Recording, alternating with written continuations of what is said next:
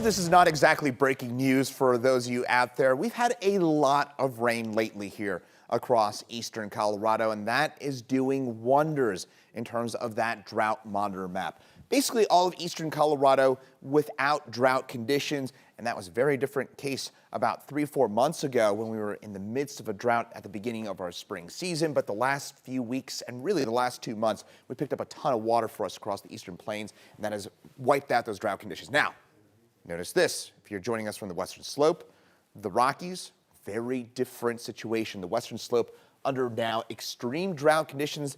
That is a level 4 out of 5 in terms of those drought conditions, and that is owing to just our lack of snowpack and the fact that all the moisture we've gotten across the eastern plains, that's moisture out of the Gulf. What we've got in the mountains, that is a totally different moisture source, right? We got the continental divide in between, and that is basically dividing the haves versus the have-nots. The have-nots, unfortunately, basically already melted off all our snowpack in the San Juans, the Sangre de Cristos, as well as the Gunnison River Basin. That'd be the Saguache, the West Elks. And then you get into northern Colorado, snowpack generally way below average. We've mostly melted on off. So here's how things shake out. We are in good shape across the eastern plains. Our recent rain has done wonders. As I mentioned, we have wiped out those drought conditions across the eastern plains.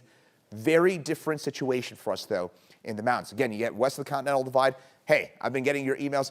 I hear you. Trust me. I do the weather every day. I hear you. I know in western Colorado we've not been getting the moisture that we've gotten here across the eastern plains, and that unfortunately helping lead to the fact that our snowpack on pace to melt off very early, a couple weeks earlier than average, and we could use a cool June in the mountains in particular. So as a meteorologist, as somebody, a nerd in the suit, my wish for Mother Nature is that we get some cooler conditions for us in June to prolong that snowpack in the high country.